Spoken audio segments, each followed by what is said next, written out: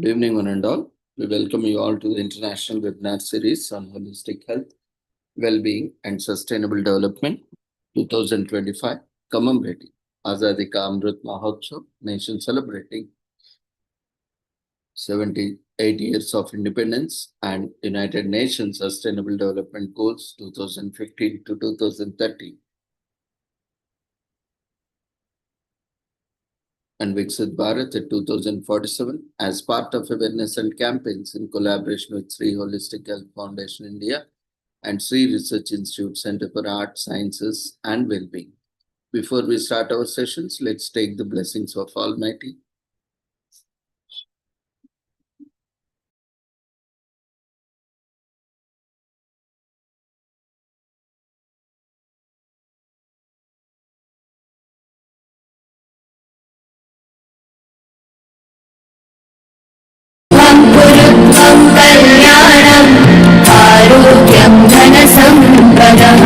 शुभं कुरुत्वं कल्याणम् आरोग्यं धनसम्पदः शत्रुबुद्धिविनाशाय दीपज्योतिर्नमोऽस्तुते दीपज्योतिर्नमोऽस्तुते शुभं कुरुत्वं कल्याणम् आरोग्यं धनसम्पदः शुभं कुरुत्वं कल्याणम् आरोग्यं धनसम्पदः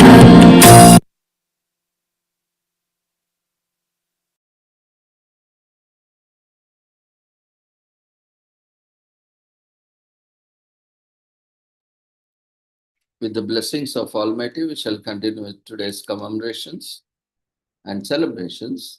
Today,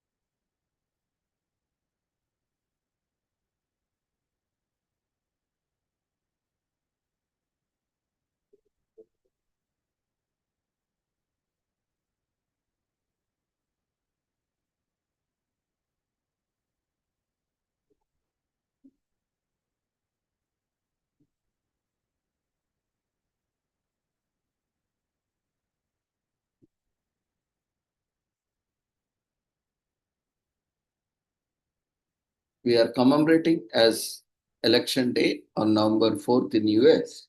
Election Day is observed on the first Tuesday after the first Monday, November, taking place on November 4th this year. This is the day we cast ballots to select public officials from local to national government.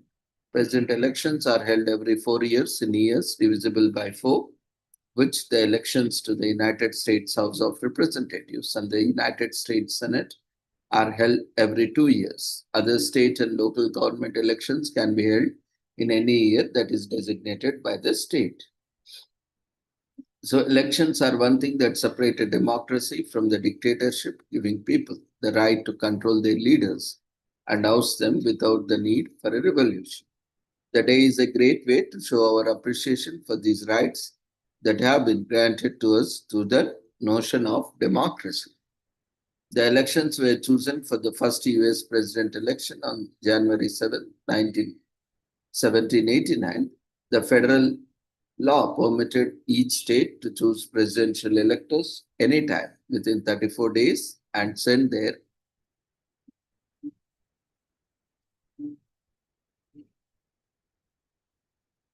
electors to the Electoral College. As communications and transportations evolved, this became a problem since the states that voted earlier could influence the states that voted later. To prevent this, the Congress responded by mandating a uniform national date for choosing the electors. The first Tuesday following the first Monday was chosen as election day for future presidents on January 23rd, 1845.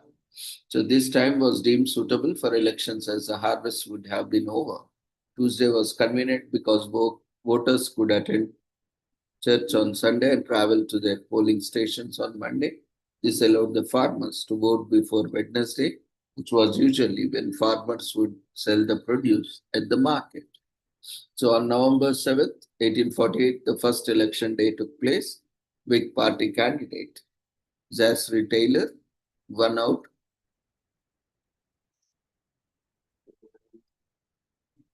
over the Free Soil candidate and former President Martin Van Buren and Democrat candidate Lewis Cass Millard Fillmore, who was Taylor's running mate, became the nation's 13th president on July 10, 1850, upon Taylor's ultimate untimely death.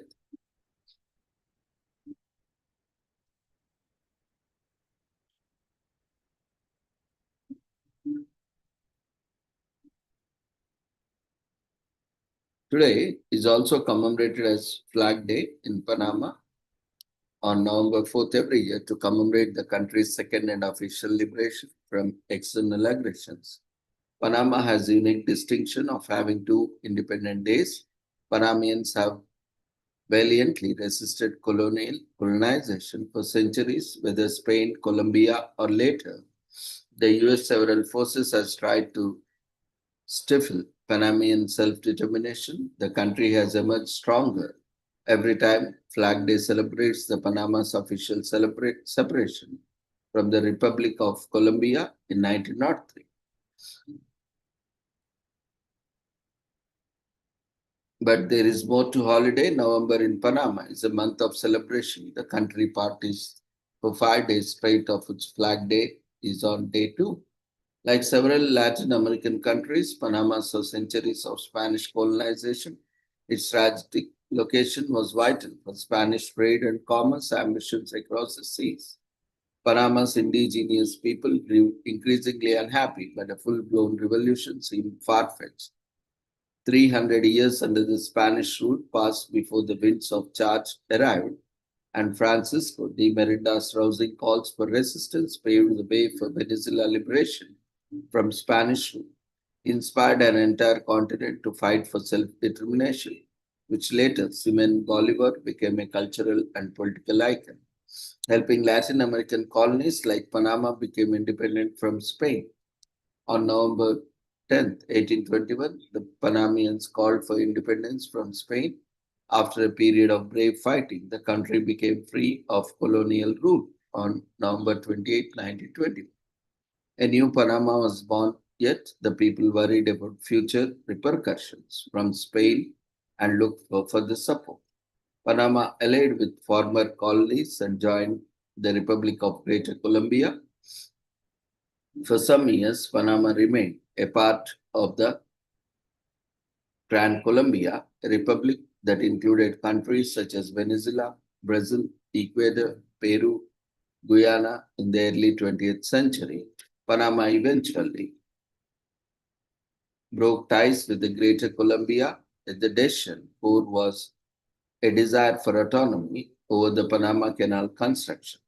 The US wanted to negotiate with Panama directly, but Colombia opposed any possible treaty. Backed by the US, Panama declared independence from Colombia in November 1903. The agreement gave the US complete control over the canal in return, and the US guaranteed the sovereignty of the new republic. The Panamanian flag was designed by Maria de Cruz de Almeida and adopted on March 25, 1920.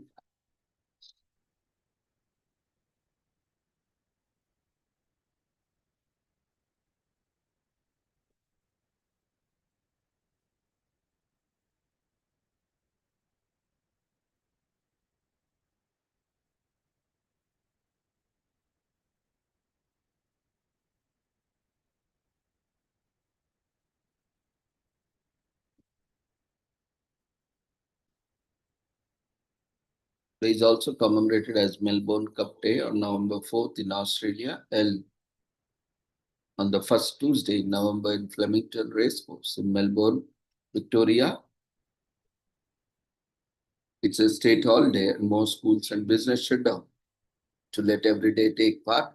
About 1 lakh people flock to Flemington, but the 3,200-meter turf race is television live to about 650 million people around the world. Cup Day, as it is popularly known, is the biggest horse racing event in Australia, home to more race courses than any other country in the world. The day is part of week-long Melbourne Cup Carnival of festivities and fashion. Today is also commemorated as National Candy Day in US. The sweet and sour treats have been our favorite snacks since childhood, whether they are hard, chewy, fruit flavored, or a melt in your mouth, not in your hand sort of treat. Candy has been a consistent source of happiness, and as we get older, nostalgia. The story of candy begins in India between the 6th and 4th centuries BC. The Persians and Greeks learned that the people in India had what they called reeds that make honey without bees. These reeds were actually sugarcane, which is indigenous to Southeast Asia. Ancient Indians would boil sugarcane juice, turning into individual pieces of sugar, which they called kanda. Before sugarcane was domesticated outside of Asia, honey was used in ancient China, the Middle East, Egypt, Greece, and Rome to coat fruits and flowers. This would preserve them and turn them into a form of candy. Before the Industrial Revolution, candy was used as a medicine to either calm the digestive system or cool the throat. In the Middle Ages, candy was mostly consumed by the wealthy and was made of sugar and spices to aid digestive problems, which were very common as the food was neither fresh nor balanced. So, candy first came to America in the 18th century from France and Britain. Today is also commemorated as National Day of Community Service, which is celebrated on November 4th annually. It is a national holiday in Dominica that kicks off national-wide cleanup campaign, asking local citizens to pick up litter that has accumulated on the country's streets as a result of the country's Independence Day festivities. The Dominican government assists communities by encouraging them to participate in specific projects, but ultimately, communities are allowed to choose any initiative they wish to participate. To learn more about this day, keep reading and listening on internet and YouTube and so on. So today is also commemorated as National Easy Bake Oven Day. On November 4th every year, baking in an easy bake oven is satisfying and rewarding experiences. So if you had one as a child, if you didn't, it's never too late. Pretending to be an adult is fun when you are a kid.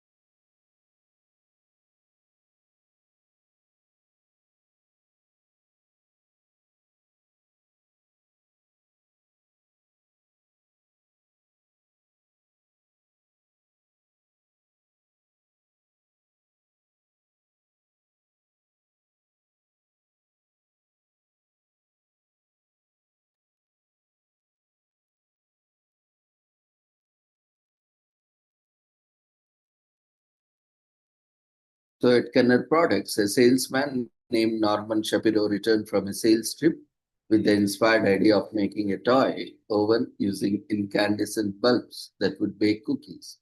During his sales trip, he saw street vendors keep pretzels warm using a contraption that employed light bulbs. Eventually, his idea reached the ears of Ronald House of the Give a Show projector fame. For the ones who are scoffing at the thought of baking using light bulbs, so with the right design, the temperature that can rise to 350 degrees Celsius. In 1963, the iconic Easy Bake Oven quickly became the hottest selling product. Ever since, it has continued to receive the love of children.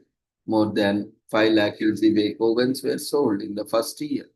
By 2030, 30 million Easy Bake Ovens and 150 million packets of cookie mix and other mixes were sold. That's a lot of tiny meals from tiny chefs. So tiny ovens had appeared before Easy Bake come along. They used wood pellets as fuel. However, they were not as efficient or safe as our culinary star here. The Easy Bake Oven was quick to win the trust of parents who found the idea of cooking using a light bulb harmless.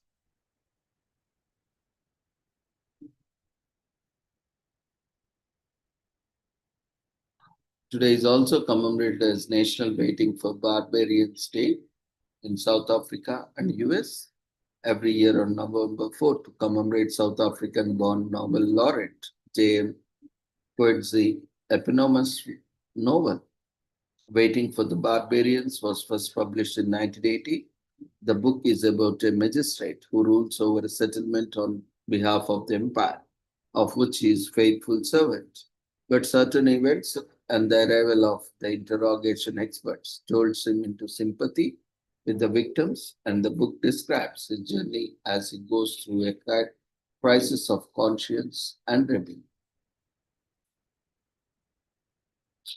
Today is also commemorated as Russia's Day of Unity in Russia on November 4th, every year commemorating a popular uprising in Moscow against Polish forces in 1612. Today, Russia celebrates the unity of a diverse multi-ethnic society. It's a day with deep historical significance, yet one of the newest holidays in Russia. Unity Day is synonymous with beloved national heroes Kuzma Minin and Prince Dmitry and Ozarsky.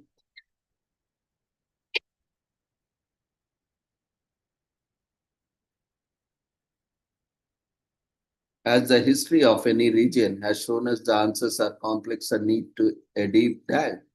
The name of this day alludes to the belief that all social strata in Russia banded together to uphold the country's independence when were neither a Tsar nor a patriarch to lead them.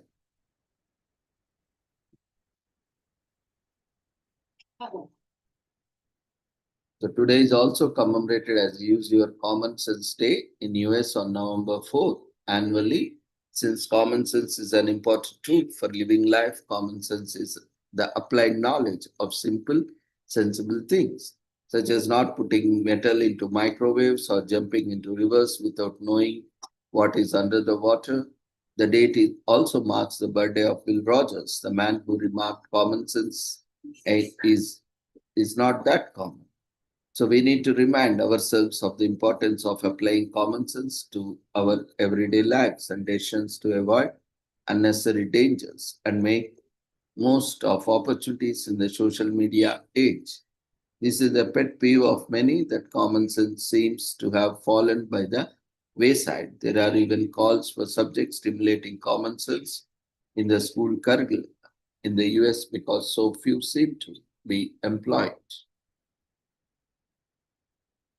In modern times, common sense is defined as a basic level of practical knowledge and judgment that we all need to help us live reasonably and safely. Without any doubt, applying common sense could save one a lot of problems. Common Sense Day was created by Bud Bilanich, a career mentor, motivational speaker, blogger, and author.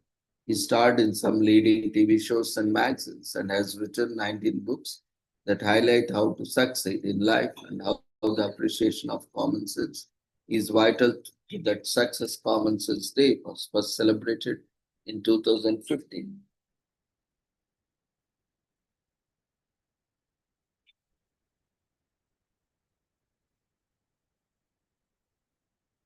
So with this, we shall end today's commemorations. Thank you everyone for joining us. We request everyone to quickly fill up the feedback form. that has been raised in the form of poles before leaving the platform. So see you all tomorrow, the same time. Take care. Good night.